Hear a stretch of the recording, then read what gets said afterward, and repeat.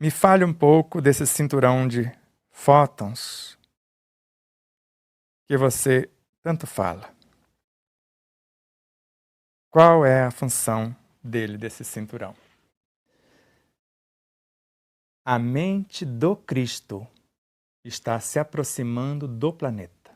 Do Cristo. Com todo respeito, não estamos falando da fração personificada como Jesus. E se a mente do Cristo está se aproximando do planeta que é o seu corpo, o que chamamos de fótons em física quântica é o amor personificado. E esses fótons desse cinturão, em relação ao planeta, são os luminares como Krishna e sua falange, Francisco de Assis e sua falange, Bezerra de Menezes e sua falange. Todos esses cristãos primitivos, ou os que vieram antes do cristianismo, que cristão primitivo seriam eles, na realidade, que começaram há milênios, estão voltando. Eles são os fótons da consciência crística e vão personificar-se por aqui. Mais de 2.500.000 luminares, as virtudes dos céus, como um grande exército, e formaram a consciência coesa tão amorosa, um festim de núpcias tão acolhedor para os que se predisporem começar por perdoar-se, amar-se e depois, por extensão, conforme se ama e se perdoa, perdoar e amar o outro como a si próprios. Somente assim conseguiremos ficar no proscênio terrestre. De outro modo, não permaneceremos por aqui. Porque a força de repulsão que se criará no nosso campo eletromagnético da Terra e gravitacional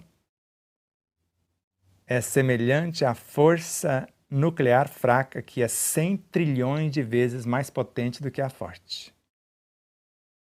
Isso ocorrerá para o processo de saneamento, de reordenação dos elementos. Não é de limpeza, porque não há lixo. De iluminação dos abismos. E quem está nos abismos, à semelhança do que fizera com André Luiz, ou nas obras de André Luiz vemos, joga-se uma rede. Quem estiver predisposto à mudança nesses abismos, agarra na rede e a gente puxa e pesca essas almas. Então, essa consciência coesa no centro da Terra, no centro consciencial do planeta, se forma e há a eclosão vibracional envolvendo todo o orbe. E aí a palavra de Jesus: quem comigo não se ajunta, espalha. E a sequência: agora sim, os que se predisporem, Jesus voltará no comportamento de cada um. E é o que estamos criando a cada passo, criando cenários para que Jesus possa voltar na essência consciencial de cada ser, e estamos nos esforçando para tal. Por amor a Ele, todos os seus foram crucificados, esquartejados, e estamos prontos para o que Ele determinar. Faça-nos, Senhor, instrumentos de Sua vontade. Permita que onde haja ódio, nós possamos mergulhar nesse oceano ódio e elevá-lo, como nós falamos no processo encarnatório, ao estágio do amor. Inicialmente o amor substância, depois o amor sabedoria. Onde haja a discórdia, levar à união dos elementos. Onde haja o desespero, a doce presença do amor, a luz da esperança. Da dúvida, a fé. Das trevas, da ignorância, a luz do esclarecimento. E assim, ir lá e elevar os estágios de treva para luz, de desespero para a esperança, de tristeza para a alegria, de discórdia para a união, de dúvida para a fé, de violência para a paz e assim sucessivamente. E nesta tarefa, que nós procuremos menos ser consolados do que consolar. Menos compreendido do que compreender. Menos amados do que amar. Nós vamos amar mais, compreender mais,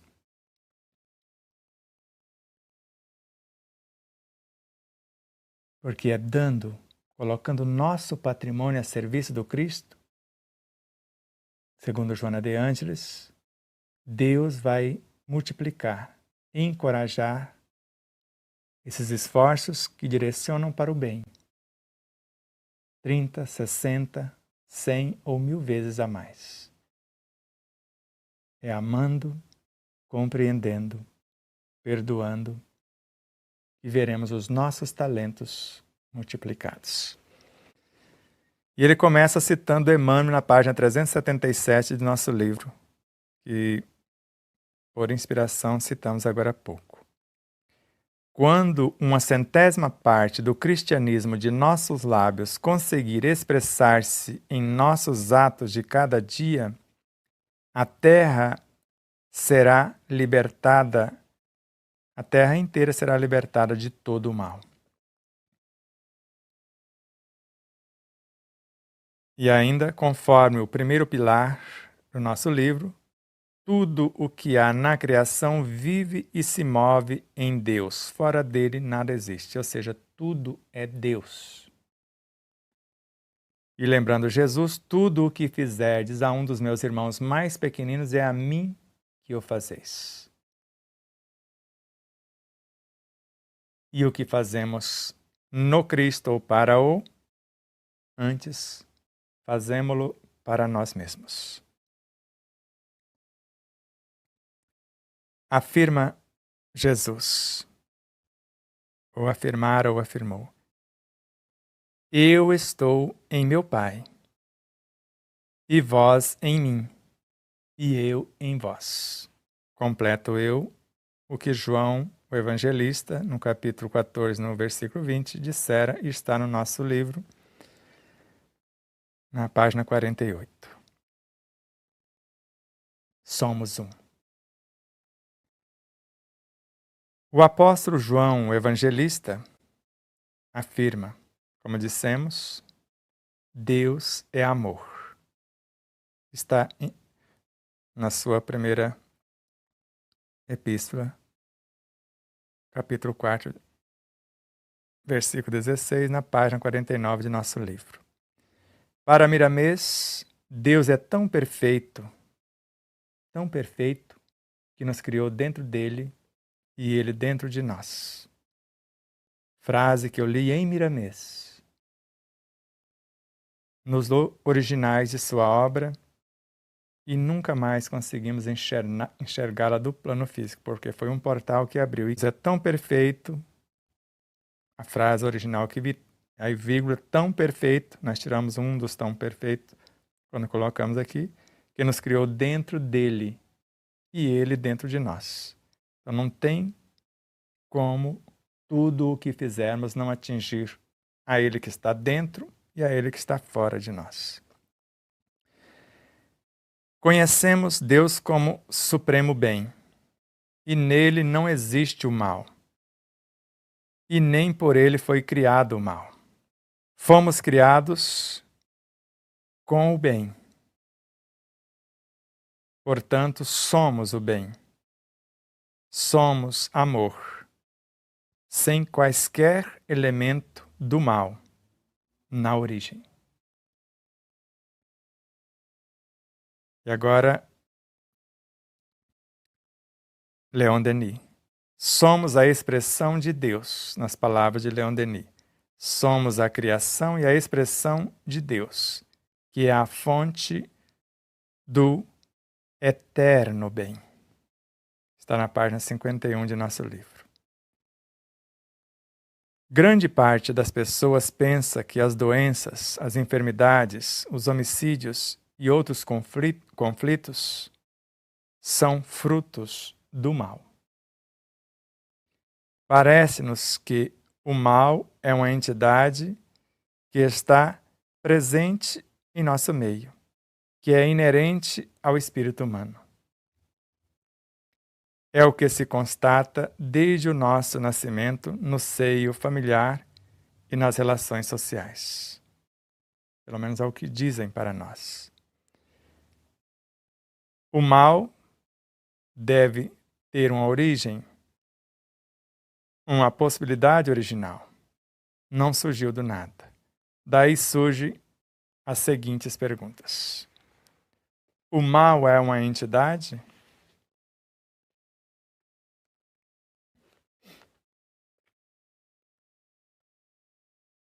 Tudo é vivo. Por agora eu vou responder só isso. Como foi criado o mal? Ele não existe. Então, tudo são entidades, mas o que chamamos de mal é a ignorância do bem. É um estágio. Da mesma forma que no processo encarnatório Francisco de Assis vem, ele foi João Evangelista. Foi o único que morreu de velho, que aprendeu a dialogar com o fogo, com tudo. E depois, como relembrou Francisco de Assis quando despertou na consciência. Ele conversava com os peixes na ilha de Pátimo. Mas ele voltou, porque aquela foi uma etapa de João o Evangelista. E agora uma fração de João o Evangelista desce aos abismos de sua consciência, da qual fazemos parte. Lembra, nós estamos dentro de seres que estão encarregados de fazer a Terra progredir, somos partes deles enquanto eles mesmos progridem. E agora, inicialmente, aquele ponto de autoconsciência pura que sabia de tudo isso, sabia que Deus era amor e tudo mais. Mesmo assim, foi prostituto. Quer dizer, ele relacionou-se com os elementos enfermos dessa faixa. Foi beberrão com os aparentemente em desequilíbrio nos vícios, nas dependências. E fez chacota com mendigo em praça pública. E ainda foi para a guerra. Quer dizer, conheceu a humanidade, o contexto onde ele viera servir.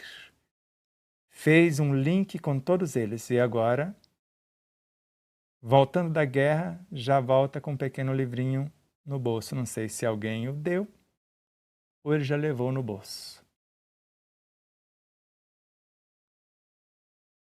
E com aquele livrinho, ele despertou o seu potencial, o Cristo que nele jazia. Então, o mal é a ausência do bem.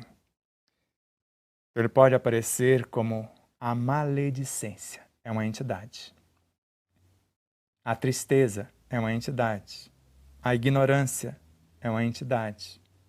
E assim como todas as demais, como a fé é uma entidade, como a esperança é uma entidade e tudo mais. O mal independente, como se ele fosse um ser, independente do espírito individualizado, o mal é independente do espírito individualizado ou do ser humano. Então, essa ignorância do bem é inerente ao ser humano e ao próprio espírito, como vimos no processo encarnatório. Então, o que ainda existe as ovelhas que não estão no aprisco, que precisam ser resgatadas, é o que nós chamamos de aparente mal. Ou os vícios de variada monta, como nós vimos com Francisco de Assis. Ou essa prepotência, mesmo sendo fiel às leis dos homens, perseguia, prendia e executava quem acreditava nas leis divinas. E viviam sob a égide da própria lei personificada, Jesus. Então, o Saulo trouxe até esse cenário. Agora, quando troca o comando, o Paulo começa a trazer esses seres de volta na reeducação para o lado espiritual. O que faz com que o espírito do homem opte pelo mal? Ignorância. A maior chaga da humanidade. Ignorância do bem. Chico Xavier narra que o mal as trevas estão a serviço da luz, como vocês viram na lição de Pastorino. Estão a serviço das forças superiores, os seres que ignoram, os perseguidores ainda, que se acham vítimas de acordo com relacionamentos do passado ou do presente, perseguindo a vítima, e etc. Então, de onde vem essa opção ou essa tendência ao mal? É um estágio evolutivo. Então, de acordo com a faixa evolutiva, aquele estágio nos convida a fazer tal coisa.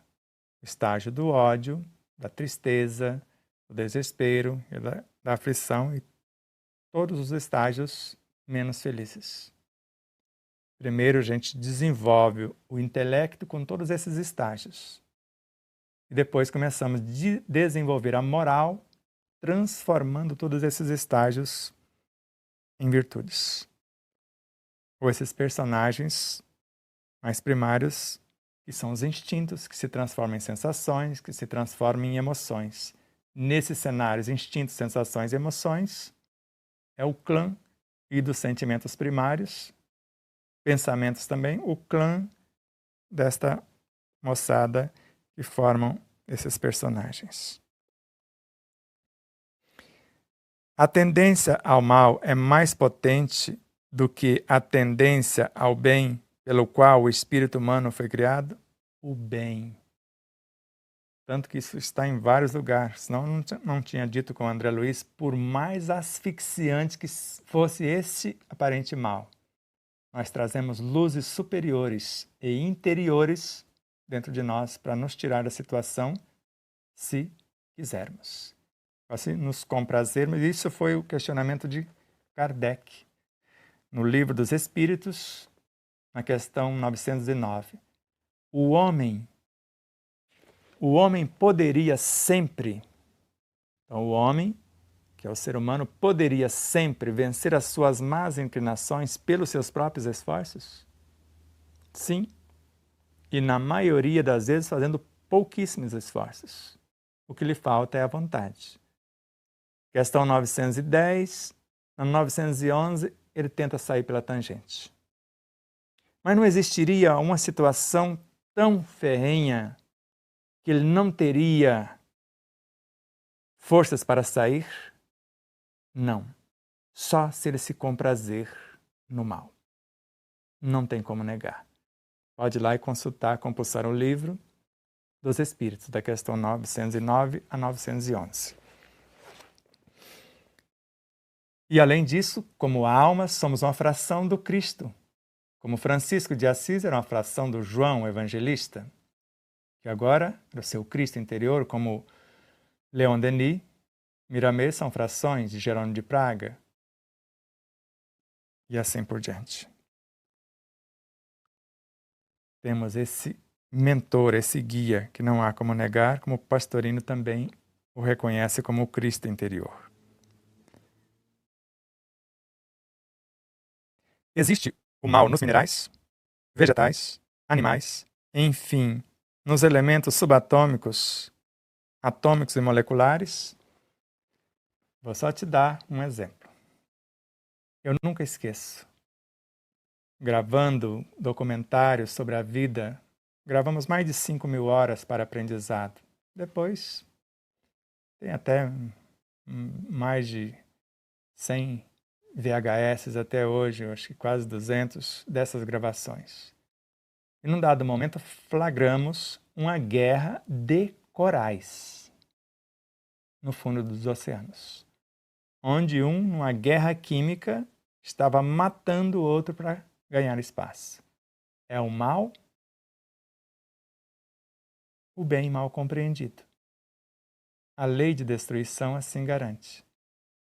O mais resistente vai conquistando seus espaços, os mais frágeis cedendo lugar. Então, de onde vem essa tendência? Que já foi. Então, nos minerais, nos vegetais, então, em todos esses submundos vai ter essa dualidade. Nós vamos perceber o aparente mal, que não é. O de maior expertise dominando o de menor, mas com a função de promovê-lo, nunca de escravizá-lo. E assim os estágios vão se sucedendo até alcançarmos a compreensão de solidariedade plena, de fraternidade genuína. Tanto que uma molécula adoece, pode matar uma célula. Um átomo dentro da molécula, nesse sentido, destona e pode matar a molécula, e assim por diante. Deus tem ação direta na recuperação de nossas enfermidades, independente de nossa atuação? Não tenho dúvida, porque são esses pequeninos que estão aprendendo dentro do nosso universo. Se a gente não aprende com a presença deles e das enfermidades, esse Deus interior que está em cada uma dessas partículas, conforme está em nosso livro, a consciência está em cada partícula do corpo, esse Deus interior, e o Deus cósmico também, e o Cristo interior. Então, se nós, almas, não queremos sarar, esses elementos subatômicos, atômicos, moleculares, celulares, tecidos, eles querem evoluir e evoluem. Por isso, no mínimo, quando a gente não se toca, todos eles acordam que seriam os aparentes algozes e vêm outros, semelhantes, enquanto a alma se sente vítima, não se melhora por sua vez.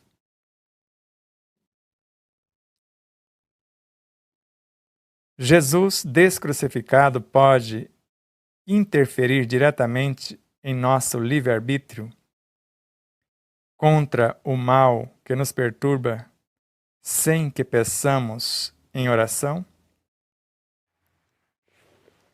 Não temos dúvida disso. É Ele que nos conduz. Ele é o pão da vida e, ao mesmo tempo, a luz do mundo. Enquanto um filho ignora, o pai lhe sustenta os passos, filosoficamente falando. Ou enquanto ele fisicamente não consegue andar com as próprias pernas, o pai também lhe dá o sustentáculo. Assim que ele vai adquirindo o equipamento, a segurança, a expertise, ele começa a dar os seus passos e mais tarde, filosoficamente, quando entende que há cada um conforme as suas obras, conforme o esforço bem direcionado, agora ele conquista o seu próprio universo. Ele constrói o seu reino interior. Assim como afirma Emmanuel e colocamos no segundo livro. A superconsciência é uma edificação do segundo cérebro ou do cérebro espiritual que nós chamamos de mente. Uma mente transmutando as inteligências, que transmuta os pensamentos, que transmuta os sentimentos, essas emoções, sensações e instintos. O resultado são as virtudes que compõem a superconsciência. Enquanto não houver o despertar da consciência, precisamos das crucificações diárias, já que estamos em busca da fé raciocinada. Raciocínio lógico, lúcido, perfeito. Então, enquanto não houver o despertar da consciência, precisamos ou precisaremos das crucificações diárias, já que estamos em busca da fé raciocinada. E agora a pergunta. Quando ocorre o despertar da consciência, podemos passar por estas adversidades sem a necessidade da dor? Pois vivo sobre a pauta do amor incondicional. É isso? Pelo menos é o que Joana de Ângeles narra nas suas obras. Tem várias obras, o amor como solução, amor, imbatível amor, e várias outras, que quando nós adquirimos a consciência exata, despertamos essa consciência, não há mais necessidade da dor. Nós podemos passar por todas as adversidades e não sentir as dores dilacerantes que muitos sentem por não compreender tais estágios. Somos seres interdependentes e nunca estamos sozinhos. Fatos, ou fato incontestável. Precisamos de muitos, de várias frequências para viver e muitos outros precisam de nós. Fato incontestável também. Aqueles que muitas vezes achávamos que estavam na nossa retaguarda são os que mais contribuem para o nosso aprimoramento. Raciocínio perfeito. Essa afirmação procede perfeitamente. Nós pensamos que eles são os algozes, na realidade são os trampolins, são as oportunidades. Por isso que não tem como se livrar do obsessor sem mudar a causa. Sai um, afastado pela moral de alguém, não muda o comportamento, vem outros, como nós vimos. Agora, quando mudamos de fato, resgatamos. Isso é Kardec. Isso está em obras póstumas. Está na Revista Espírita e colocamos em nosso livro. Talvez a nossa missão é resgatar o obsessor, que na maioria das vezes, nossos próprios conteúdos. Quando estou com dificuldade em realizar uma tarefa, peço a capacitação aos seres mais experientes e já sinto a presença deles vindo em meu auxílio. Raciocínio perfeito. É muito gratificante. Complementa. Gostaria de não apenas senti-los, mas vê-los também. Como conseguir? Felizes dos que creem sem pedir provas. Eu sei que eles existem. E não preciso de provas. Mas já que você pediu, tem como sim. Eu nunca pedi provas, mas eu já os vi. E agora, mais corriqueiramente, conforme a escalada de volta, cada vez mais lucidamente. E quanto maiores as crucificações psicológicas, mais a consciência se expande. Então, quanto mais respeito tivermos e bom uso fizermos do auxílio que você acabou de falar que pede e de imediato vem, mais claramente você vai criando as lentes dentro de você para enxergá-los em tudo, já que eles formam a base de coesão e de sustentação da vida em todos os reinos, segundo Ramatiz. Em especial de nosso corpo biológico e de nosso perispírito também.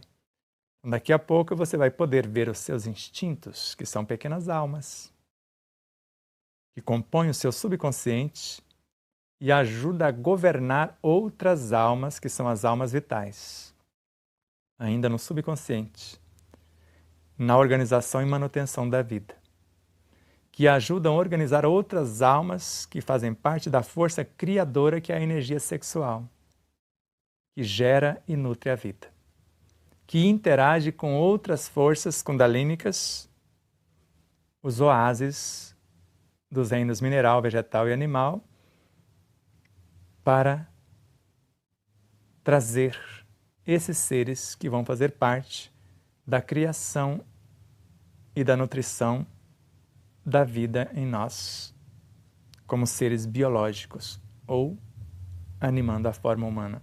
E depois, instintos para sensações e assim por diante no nosso universo perispiritual.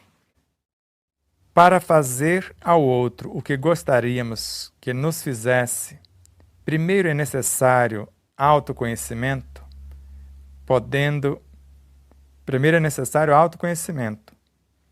assim pesar os nossos feitos.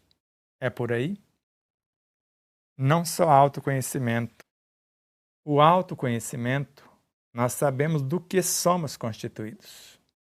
Mas autodescobrimento, como funcionamos.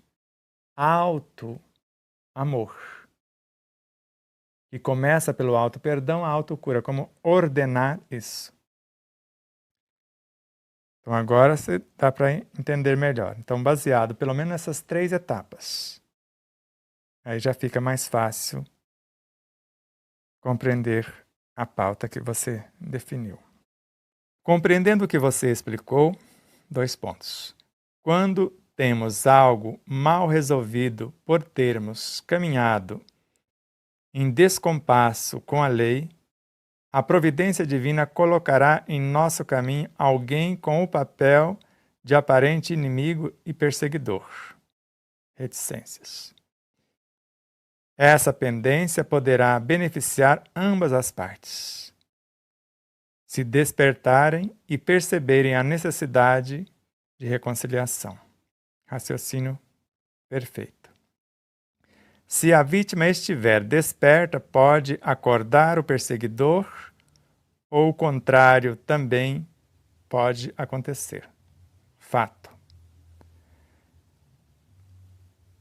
E se a vítima dispensar esse despertar do perseguidor que acordou, outro perseguidor virá, como nós vimos. Lembrando o Divino Mestre, se amarem o que vos amam, que recompensa tereis? Fato incontestável. Orai por aqueles que vos perseguem. Agora ganhou um novo significado. Porque quando oramos pelos que nos perseguem e caluniam, nós estamos contribuindo para a sua evolução. Então agora tem um novo significado. Raciocínio perfeito. O que é magnífico é que qualquer parte dos envolvidos, ao se sublimar, pode salvar o outro. Fato incontestável também. Uma oportunidade de reconciliação e reparação que pode ressurgir para qualquer um de nós, sempre concorrendo para o bem. Sabedoria divina. Se não aproveitarmos essa oportunidade, não sairás daqui enquanto não pagares até o último ceitil, enquanto não reorganizar, não reconciliar com os elementos e viver como um só. Quem me vê, vê o Pai. Se Jesus estivesse em meu lugar, fazia exatamente o mesmo. A jornada é longa. Muito a aprender e viver. Gratidão pelo momento. A gratidão é nossa. Jornada é infindável. Quando a gente adquire um pouquinho, a gente volta nesses abismos com um pontinho do que passou por lá, para resgatar um tanto mais, tendo como orientador quem passou e venceu. Cercados por tanta maldade, ignorância e maledicência, fica difícil crer na mudança para o bem. Mas suas palavras são consoladoras e cheias de esperança. Gratidão. O bem sempre vence. Quando vimos as 3 passagens, 2 com Emmanuel e uma com Joana de Ângeles, nos entusiasmamos. E já tínhamos visto com vários outros autores, como Leon Denis, o exemplo de um transforma o contexto. Com Hermínio Corrêa de Miranda, você toca numa pequena grama e transforma uma estrutura de uma galáxia, por exemplo. Aí vem Joana de Ângeles, fala, quando um ser se ergue em oração para Deus, porque é hora de ação, ergue consigo a humanidade inteira, intencionando o mesmo feito. E quando ele volta para si, ele convidou a humanidade, agora é o que faz o processo encarnatório. Você vai lá e mexe com o charco e sai do meio, ou se comporta dentro do charco como uma flor de lótus, transformando em lótus também. Ou sai do meio e começa a escalada. Quando 1%, a centésima parte do cristianismo de nossos lábios, porque às vezes nascemos no berço espírita. A quem muito foi dado, muito será cobrado. Lemos milhares de livros de romances. E bastaria um livro como Sexo e Destino de André Luiz para matarmos a charada. O que veio para acordar os obsessores, conseguiu. Mas num dado momento queria ser obsessor diante de uma outra situação. Agora os obsessores não deixá-lo voltar. Veja a beleza da vida, das leis. Então 1%, de forma consciente, vai possibilitar a clareza, a lucidez da atitude de uma só alma. O mal em toda a humanidade é a ignorância. E vai começar a levar os esclarecimentos como inspirações para toda a humanidade. E ele volta ainda mais para si. A criatura que faz isso pelo prazer de ser útil, ela progride sempre em todos os sentidos. E encontra em si mesma 1000 recursos na solução de todos os problemas. Então se encha um pouco mais de esperanças, meu amigo. E com esse upgrade que o Cristo está enviando, esses mais de 2.500.000 espíritos luminares, do Jaez de Mahatma Gandhi, de Martin Luther King, de Sócrates, de Platão, de tantos seres como Krishna, Buda, Francisco de Assis, como eu disse, e vários outros no dizer de Divaldo. Tem jeito. O bem já está em todas as entranhas. Só que está mergulhado nas entranhas desses seres que são os aparentes perseguidores. São eles, sob a égide das leis superiores, que estão contribuindo para o despertar das consciências que desejam esse despertar.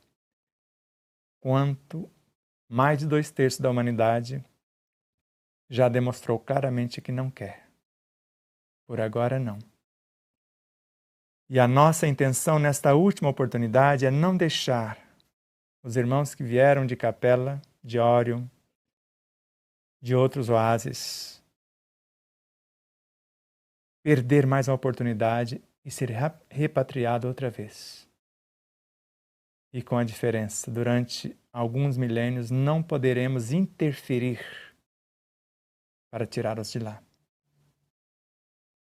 Nós estamos saindo, sem nos condenarmos pelo passado desditoso, mas almejando um porvir venturoso. Seja você alguém que decida fazer isso para a edificação da paz em sua e nas consciências que contigo ombreia a atual experiência encarnatória.